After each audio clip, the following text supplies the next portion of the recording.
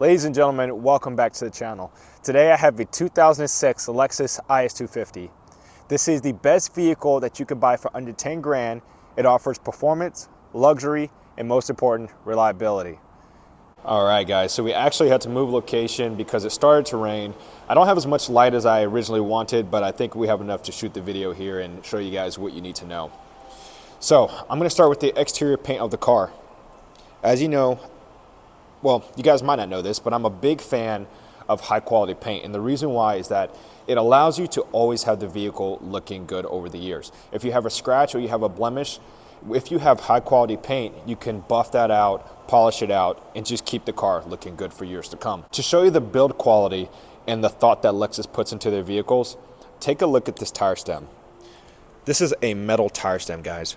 A lot of cars do not come with anything with that kind of quality.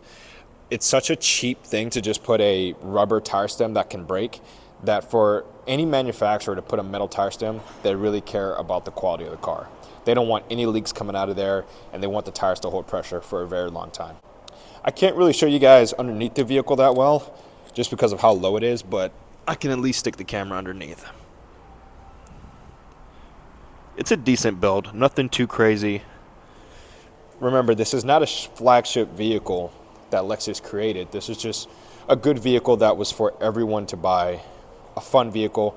It compares to a 3 Series BMW. Yeah, you can't really see that much. This vehicle is taken care of pretty well. The previous owner made sure that they went through all the recalls, which there wasn't many recalls, but they went through and made sure everything was taken care of. The one major recall they had, which was the interior. So if you guys know these cars, then you will know that there was a major flaw with these vehicles when they came out. The interior panels in the dash would literally melt in the sun. This one was replaced, and that recall ended in 2020. So if you didn't get it replaced in that time frame, you're gonna have very, very bad interior. I'm very sorry about that. And it's quite a couple $1,000s to get it fixed. The dash has to come out, all of the interior panels have to come out. It's a big deal. Underneath the mirror, there's a little light there that illuminates when you unlock the car. Let's see if I can get it to. Yeah, and at nighttime, that's a nice illumination down by your feet. So let me lock the car again. A lot of you guys that own these vehicles don't even know that they do this, but if you hold the unlock button down here, all of your windows and your sunroof fold back. It's a nice feature anytime you're in the summer and the car's hot and you just want to make sure all the heat dissipates out of the car. Dual exhaust tips in the rear, which is a nice feature. Unlike a BMW 328 or 325, they come with a single, and then when you get to 335s, they give you guys the dual tips. This vehicle, IS250 or 350, come with both. One of the most problematic issues that these cars have is carbon buildup, and this is only for the IS250, is carbon buildup in the intake manifold and in the throttle body. It doesn't really cost anything if you're mechanically inclined and can take it apart and clean it yourself, but it is a job, and if you are not mechanically inclined, it's going to cost a little bit of money to get it done, just because everything has to come apart. I suggest staying away from the all-wheel drive models on these cars. The transmissions are bulletproof, let's say that. The transmissions can go a very, very long time. But when it comes to the all-wheel drive models, the front drive shaft and the front diff have issues. I've never seen one with high mileage that didn't have it serviced. Which, when I say service, I mean completely taken out and rebuilt, or it currently has an issue at that moment they're trying to sell the car. So I only buy the rear-wheel drive models. I stay away from the all-wheel drive models. Now we're going to move into the interior. Here's something that's a really nice little touch Lexus added to their cars. Here's the key. I'm going to leave it in my pocket. So now it's in my pocket here. When I walk up to the vehicle, I don't have to press anything or do anything at all. When I grab the handle, it'll automatically unlock the car. Look at that, nice and smooth. Let me go ahead and open up the back since we're at it. Show you guys the rear. There's not a ton of space. I do have the front seats pulled back a little bit more than usual, but if you ever had friends or whatever that wanted to go, anywhere with you to the store or anything, you can put people in the back. I'm 6'1", and let's see if I can fit back here. It's a little tight. Like I said, this is actually pretty tight, but I am 6'1", and the seat is way back than it needs to be because I'm going to shoot this video. So now let's get in the cockpit and show you guys all the great features that Lexus has to offer. All right, guys, now we're in the driver's seat. Let's go ahead and do a little startup sequence so you guys can see what it's like to start your IS250 or your IS350. They're all push-button start, which I love that for 2006. Very nice feature.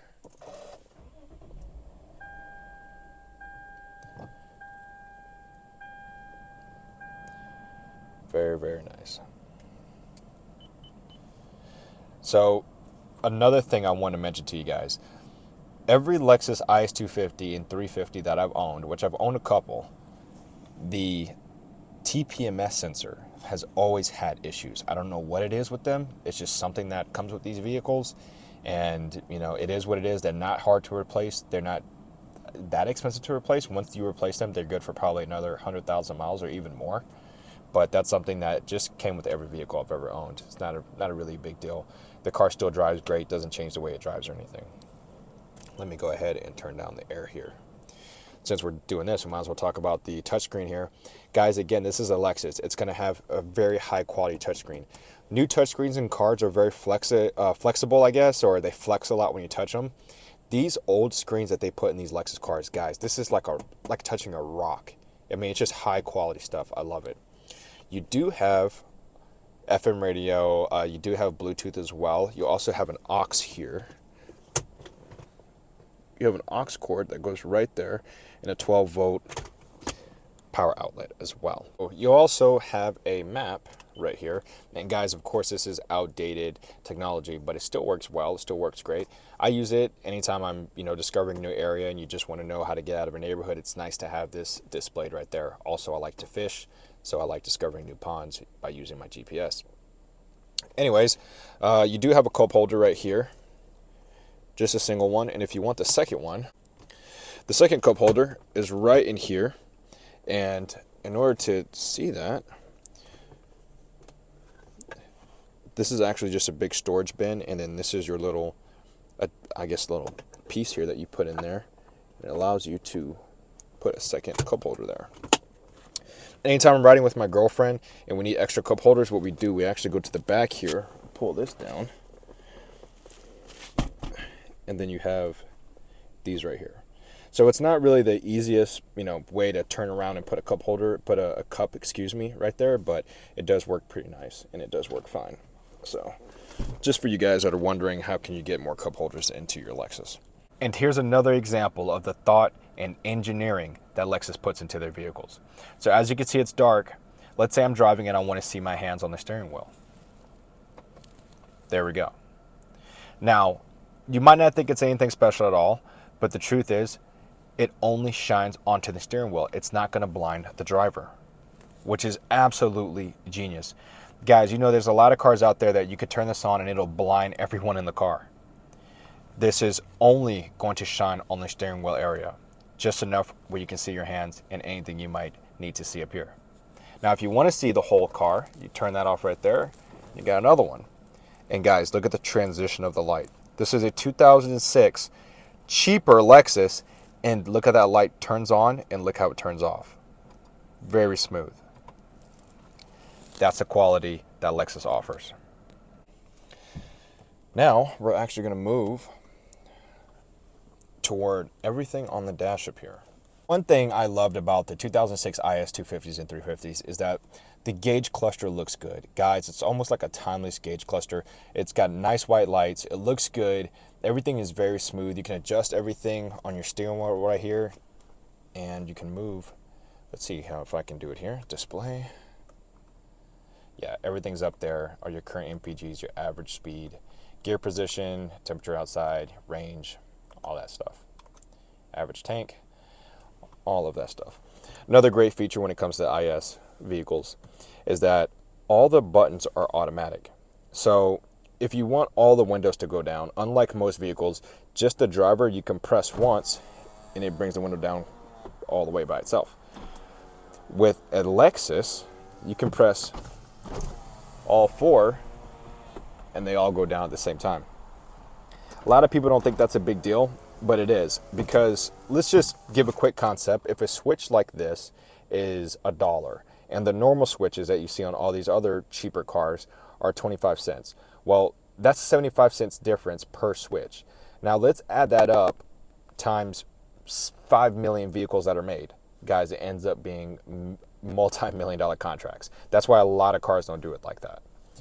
And Lexus obviously cared about what they made, so they did it for you guys. They have paddle shifts. Guys, these work fine. The transmission's not the fastest transmission, but it does work very well and it's reliable. I prefer having a reliable transmission over having a transmission that's, you know, the fastest in the world. This isn't the fastest car in the world, so I don't need the transmission to be the fastest transmission in the world. But they do work. They do shift when you ask them to shift. It's still a very nice touch. You do have cruise control. You do have adjustable cruise control. You can increase your speed and decrease your speed as well. Nothing too crazy. All of your control for your volumes up here. And again, you can hang up your phone and answer the phone right there. And guys, I also want to take a sec here to talk about the traction control system, because this is something that a lot of you guys are going to want to know about. So you have 3 different levels, 3 settings here. This is for the transmission. When you put it in power right there, that little light right there, ECT power, the green one, comes on, and that allows you to hold longer gears in the transmission. So let me correct what I just said. Not hold longer gears, but the shift points change higher in the rev range. When you put it on just a normal transmission mode, which is in the middle, it drives normal. And when you put it in snow, it is going to take off in second gear. So when it takes off a second gear, guys, it's a lot smoother. And also in traffic in general, I have put it in snow just because in traffic, it takes off in second gear, so it doesn't really jerk the car. It kind of just moves very fluidly. It kind of makes like a very long first gear, and it's actually very nice, very smooth. So again, let's go ahead and put it back where it belongs, and you're good to go there. The traction control. When you hit traction control just turned off. Just turned it back on, and now it's off. That is not true traction control. It'll allow you to spin the tires, but it won't allow you to lose stability of the car. It would do its best to control the car and make sure it's straight. The way to actually turn it off, there is a sequence, and I'm going to show you that sequence now. I'm going to have to actually turn the car off for this. You want to make sure that the parking brake is all the way down. The parking brake's down here, by the way. Push it down, turn the car off, and then what we're going to do, we're going to hold the actual brake pedal just like this. We're going to turn the car on. And then what you do, you're going to pump the brake. As you can see, nothing's off. You're going to pump the brake twice. I know other people will say differently. Pump the brake twice. 1, 2. Go to your parking brake. Do 1, 2. Still off. I still have everything pressed down. Do 1, 2. The light just came on. Okay, so now that's truly disable the traction control, and when you do that, you can do this right here. So a lot of my young men are going to want to know exactly how to do that, and that's the last tip I have for you guys.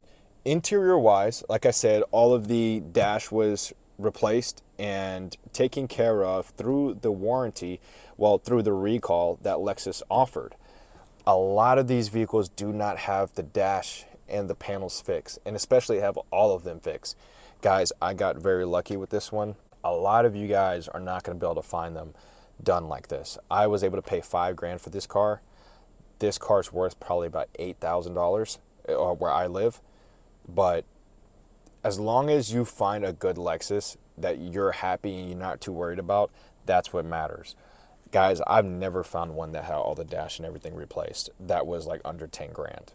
So I got very lucky with this. The guy just needed to sell it, and it's a good vehicle. I've already put over 2,000 miles on this. I just got this not too long ago, but I drive it nearly every day. So hopefully this gives some good advice and some good judgment on what to look for on these cars and the issues that they have. And they're great cars, guys. If you get one, you're not going to regret it. Guys, please don't forget to like and subscribe. And I want to know what you guys think about this car. If you guys think you would get one, let me know. And if you guys know any problems that I don't know or I didn't cover, don't forget to put them in the comments, because it's going to help other people know what to buy and what to look for when they're looking for one. So again, guys, thanks for watching. You guys have been so supportive, and I'll see you guys in the next video. Take care.